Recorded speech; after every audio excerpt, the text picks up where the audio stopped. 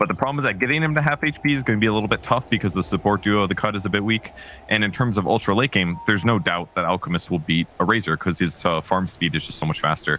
And it just seems Alk has been trending as the last pick hard carry, because as long as your opponents have a slightly passive lineup, it feels like he can kind of get away with it. And then you just get all these items, and then he solves all your problems. He's a tower hitter. He's an initiator. He can participate in team fights well. He's going to get BKB. He can kill Roshan. He just does everything. And so if you can get away with his laning stage and not get ultra pressured by a really strong dual lane, Alk is a great pick, and EG is going to abuse in this game.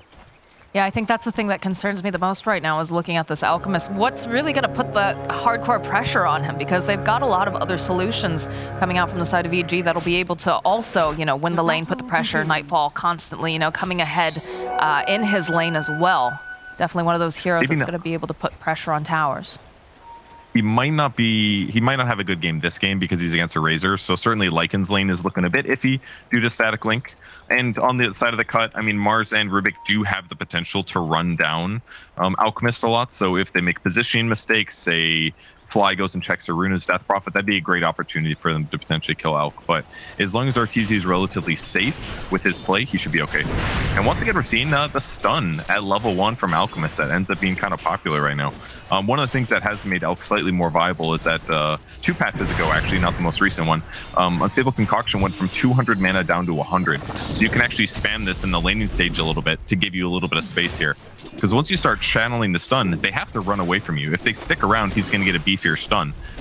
But eventually he throws the stun, and then you're stunned, and then it gives you a little bit of space to get some last hits. So kind of cool to see teams utilizing the stun here just to give you some laning prowess on Alchemist.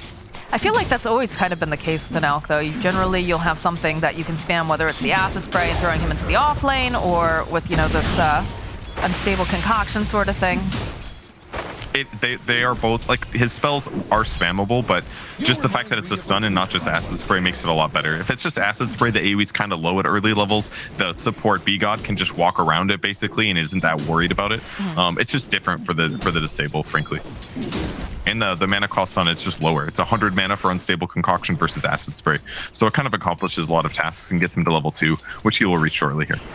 So how do you feel about this Death Prophet, though? Because we've talked about before, you know, one of the strengths of this Death Prophet in the past was that, you know, she was able to be very tanky in the fights with the Spirit Siphon, but also the fact that she could take, you know, buildings fairly easily. And now with the nerf coming out, the 50% against buildings, doesn't seem as good. Is it still good in this particular setup? It's certainly worse against killing buildings, there's no doubt about that. And they also nerfed Spirit Siphon greatly for level 1. It does a lot less damage and heal than it did in the past. So that part is worse. But once you get past that little bit of a laning stage, it can be pretty effective. It'll still be good at fights. It'll still be good at tanking. Just the laning stage is weaker and you can't cheese towers as easily. So still can work, and selectively it is good. And it'll be a decent frontliner from the support position. Let's see, Fly was trying to go and put some pressure over on B-God's Courier, but now sitting a bit low. Do you have the Unstable Concoction ready if they decide to go for the dive? Just going to toss it out on B-God and protect Fly here as he uses that salve. The top lane, though, we've talked about, you know, before. You said, you know, Nightfall maybe not going to have the best lane here against the Razor. Do you see that Scourge is a little bit further ahead, does have the IO here. Jube going to be able to, you know, give him that regen if necessary and keep him topped off. But it doesn't seem like it's a full-out outclass. Yeah, I guess the biggest benefit is that you have wolves, right? You can't static link steal the wolf damage, so as long as the wolves are able to get some last hits, it'll offset some of the damage that you lose here. Nightfall getting very pressured in this moment, at least. That's boots picked up from Scourge as his first item, so he can get those nice little moments here. Yeah, seems like a fairly survivable lane, at least for the side of the cut. We've been seeing these supports coming out that are able to take any sort of regen and turn regen towards their cores. Very, very popular. Things like Abaddon and Io obviously come to mind. As Crit jumps forward, has the dispose for Jube. He's going to have to tether over to Scourge, and he's going to be all right for now. That was a little close. A lot of damage taken there. Nightfall had pulled the creep wave to the right earlier after he had gotten zoned, probably so that he can keep it away from Razor. This is one of the solutions against these tough lanes. You just pull the creep wave somewhere else than where the hero is, and that means Razor has to stay where the enemy creep wave is, and then Nightfall just gets the last hit somewhere else. So doing a nice job here to, again, pull the creeps together. He did lose one range creep here, so he's not getting full gold, but he's still getting some. We'll fight bottom. Ooh, yeah, Rajik's getting a little low. Fly having to be careful, though. Getting chased now by B-God, getting a couple of these little clicks off. Gonna be a rotation, though, coming out from Crit. Marcy to save the day. As Fly will use that Spirit Siphon, and Arteezy will collect a kill. Very good rotation now coming out from Crit. Yeah, I don't think we can understate how cool that rotation was. Like, in those moments, it's difficult to get all the information in. Like, Crit basically has to like look down there, see the action happening while not being distracted from what he's doing, then show up at the perfect time, because that was just an immaculate rotation. A moment where maybe the cut kills Fly and gets some lane advantage, instead they just get punished. So when Crit's benefit, there wasn't that much to do in his lane anyways, because Nightfall was kind of just pulling creep waves away. So that was a really nice opportunity to make his lane just feel better as well, while Nightfall still does okay in the offlane. Yeah, it's feeling like Evil Geniuses are very, very happy with the way that their lanes have been going.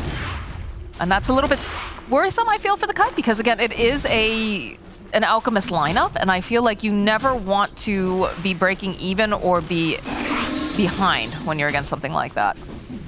That is right. High Shaggy's doing great, though. He's got 33 last hits now, so that's going to be a small camp, but he is about 300 gold up on Abed at the moment, so very easy for him to lane sustain through this, even taking some of those puck nukes. I don't care, I just hit creeps. I don't care, I just hit creeps. Pretty good voice line. Oh, the follow-up. They've got the scythe. Not enough damage to quite finish off Abed, but will be enough to force them away for the time being. It's a bit costly. It was. It did look like Abed was going to die a little bit, but you could tell in his stutter stepping. He's like, go ahead, scythe me. And the moment that he saw the side come out, he popped his wand, got healed up above 50%. Little rune contest here, but Abed will not keep away. Abed's he's just so good. Some more harass here in the bottom lane against Rajix.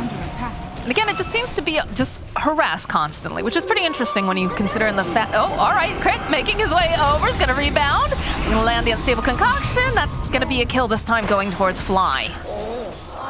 They've utilized the Death Prophet really well here, just guaranteeing that he has a great way to pressure the Mars and transition this, and as a result, give Alchemist tons of space. Fight for the catapult. Oh, they want B-God, and they will collect on him. This is a very active Alchemist. I like it. I like to see it. I think Crit's made some very good rotations, but I think it's did you mean Marcy? What? You mean Alchemist? You said it's a very active Alchemist. I mean, he is fighting a lot, that's true. But it's almost like everyone's bringing the food to him. No, that's more so true. Than him being active. I was thinking more He's in like, terms bring of me the creeps and the heroes.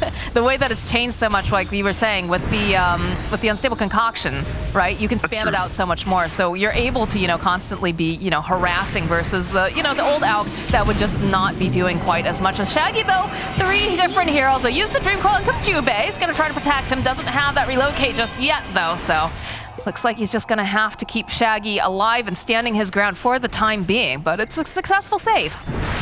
That was a nice rotation. Getting the double Death Pulse heal is a great way to keep him alive.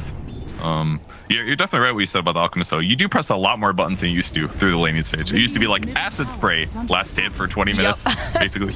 Now you're actually, he threw like 3 stuns before he got a last hit, basically. Yeah, I did have a full completed thought there. I just hadn't gotten the chance to get it all out before they they started fighting. I didn't fully make sense in my mind. That was my fault for sure. But so far things are going pretty decent for EG, but not that bad for the cut either, despite these excellent Crit rotations. He is going to spot some stacks here. Both of those get blocked, it seems like, or mispulled. Yeah, I'll be curious if we see Arteezy rotate up and try to contest them. Especially, they're trying to force them away, though. They do see that they have to cut the silence over onto Scourge to jump forward. They'll drain a little bit of this damage from Abed, but he's going to turn right back around. Jubei trying to keep Scourge alive. Not going to be able to. There's going to be the rotation now coming out from B-God. They don't want to allow them to continue this chase. And I'm sure they want to take advantage of these stacks pretty soon, because otherwise they know what's going to happen. Buck already took half of them, but still good for the cut to defend, even if it's a little bit difficult to defend their carry. But that's maybe the biggest scare right now, is that if Razor has a rough laning stage and transitions into not being very effective in these skirmishes, then his net worth's just going to be blown out by Alchemist completely, and it's going to be pretty much on Shaggy to survive here. He does get his Vid booster right before his Curry gets sniped. That was very close. That would have been a big loss. A lot of pressure being placed, though, over on the side of the cut. Abed on his puck has been very, very active. Been seeing him, snipe couriers and just making these rotations. And look, he's even just gonna hop behind here, say hello to Scourge, clean up a creep or two. These little movements are very cheeky, right? It just like forces your opponents to be a little confused about what you're doing. And maybe he wasn't necessarily going to attempt some crazy dive, but for all he knows, he spots the support and maybe can make a play on them. I mean, especially if your supports are playing off the map too. You're like, wait a minute, why is he being so aggressive? What's going on here? It makes you second guess yourself a little bit. As it continues to make space though here for Arteezy. So, I mean, this is a little bit worrisome. As they'll go for a dive in the top lane, sending all the Skelly men, all the wolves, everything, just boxing B-God in a corner. Oh my god, B-God is stuck. It's like, please help me, thank you. In comes Nightfall, though. He smells blood in the water. He really wants to just get the kill using these wolves. He's got one wolf left. All right, there it is, all been cleaning up. Now Fly will go for the exorcism. The silence being placed over onto Shaggy. And I just rebound forward with the dispose, turn around, and Shaggy will get the scythe off before he dies. He does. He would have loved to have that a second earlier, though, because then he would have pumped a lot of regen out, maybe survived. Ultimately, great dive. That last wolf accomplished its goal, though. Blocked B-God, so he wasn't able to dodge the puck orb. Guarantees Abed gets the kill and makes that overall dive very safe. And all of a sudden, they're kind of blowing their net worth out of the water. 2k advantage. This is probably Alk's transition into the jungle here to clear some camps, because he's got 3 points Greed now, so any creeps he's hitting, he's getting a huge gold advantage. He is going for a straight Radiance Rush. The two Alchemists we saw earlier today both went Armlet, maybe because there's a lot of physical damage output on the enemy squad, but I think against a Necrophos, it's generally just safe not to keep yourself a little bit lower. Even with Alk's good regen, the Armlet does drain your HP a lot, and that's just too spooky against Necro. Or it could just be Arteezy's preference, but either way, the Radiance is very solid right now, and it'll be really good in the mid game when they take fights. Yeah, it feels like he's had such a not necessarily free game, because they did put a little bit of pressure on him, but he's having a good enough game where it's definitely going to be paying off for him in the long run with that Radiance. Crit's still taking a little bit more time, though. He's been working on that Spirit Vessel, something that'll be very, very effective against the cut. But yeah, EG, they're in a nice position, and it's feeling like the cut's got to be feeling some of that pressure. That's a good point about the Spirit Vessel. That's maybe one thing that EG, they're probably not concerned about it, but that's one downside to their lineup, is that the Spirit Vessel's already finished on Necrophos, and it's great against the EG heroes. I mean, they're going to have Marcy's sidekick for lifesteal. Death Prophet obviously does tons of healing.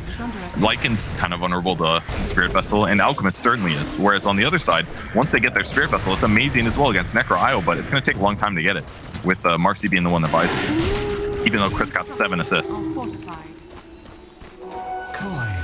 EG is definitely throwing their weight around up here in this top area. Shaggy trying to contest, but both Fly and Nightfall, they got what they came for. That's a random Cardi over here as well, but do have to be careful now. It looks like Radrix has finished up the Blink Dagger. It's going to be able to possibly put some more pressure, but the problem is with the supports that we're looking at here on the side of the cut, they struggle to put out damage, right? These are heroes that are more defensive, so you can get a beautiful arena, but if you don't get the right hero that's squishy enough where you can do enough damage, it's a waste. Yeah, that's exactly the problem right now. EG basically feels aggressive, able to be aggressive with Lycan and Fly, the tanky Death Prophet, standing there in the front. And as a result, Shaggy is now farming a little bit slower as a result. They get more camps to have access to. And most of the time, Nightfall gets to do this all without having to pop his ultimate, which is normally the danger. If he sits aggressive like this and they just go on him, he has to run away. Burns his ultimate, doesn't get to use it offensively. So the fact that they can be that aggressive is all because of the support duo on the cut side that is a little bit more defensive. And Rubik can be really effective at following up on his allies, but he works better generally if he has somebody to play around. That way he can be this like high burst damage to help secure kills. Well, they smoked up and they spent some time over in the jungle, but they did not get anything out of it, unfortunately, for the side of the cut. So EG successfully dodging. We're seeing the pressure being placed in the top portion of the jungle. And Crit, he has the vision. He knows that Radrix is here. He decides he's going to go and just teleport away, though, for now. Perhaps make some plays on Shaggy. You can see the pings are coming out. They've smoked up. They want this mid tower. That'll open up the map a lot nicer for Arteezy. Abed creeping forward. All right, they do rotate Radrix, though. They'll go for the Dream Coil over to Shaggy. The Exorcism. Everything's getting tossed out, but a beautiful silence is going to make it so that they can't get off the arena. They take down Ratchix first. They'll turn their attention now to Shaggy, and they're chasing after him. Jubei doing the best he can, trying to use that overcharge, trying to keep him alive, but not going to be able to do it. This IO is still does not have the relocate. Ooh, that was right. Fly silence, I'm pretty sure. Puck's silence might have also come out, but Fly threw in the silence. That's what the ability is called, to catch the Necro, but it happened to just be the exact same moment that Mars jumped in. And I was a little surprised he waited that long to do it, but maybe he didn't see the other heroes on the back line. Because they had vision. Puck broke it and sat there in vision for a second here. The other heroes are in vis. Puck's sitting back here. He sees the creeps coming in. He sees the Lycan coming in. Yeah, that was the silence there. Nicely done. It may still have interrupted the Mars combo. Maybe he gets his ulti off, doesn't get the spear off, for example. That still would have been really bad for the cut. But either way, great smoke rotation for EG. And naturally, who's hitting creeps the whole time? Oh, look at this net worth lead, too. My goodness. Radiant's bottom tower has fallen. Definitely had a moment here. My screen is bugged. It's showing that IO has not leveled anything, which is clearly not the case. As we do get the smells off, good steal here from B-God. He's got to get close enough, though. They're playing in an aggressive spot there. They missed the spear on the arena, so he has no threat of dying. And now with no arena, I mean, maybe they take Roche anyways here, but yeah, straight into Roche. And EG's upping the tempo on the Alchemist, actually, going for Blink immediately after Radiance.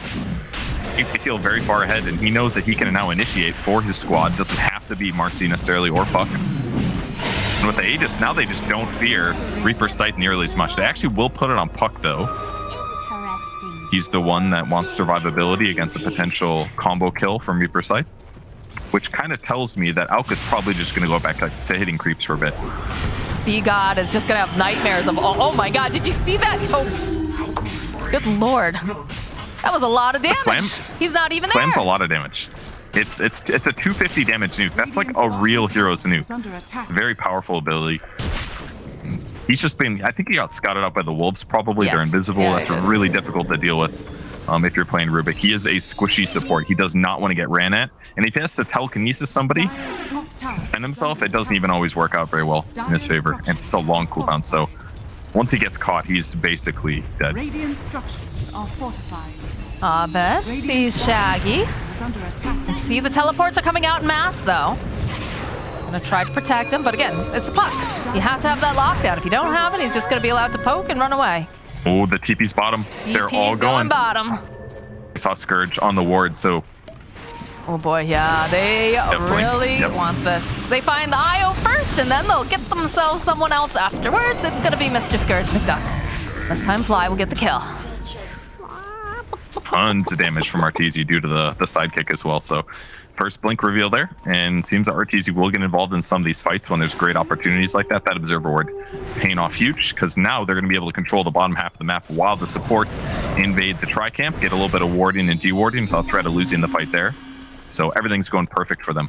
And Nightfall's also still managing to keep his stuff top. That way he can counter any split push that comes from the cut in this moment.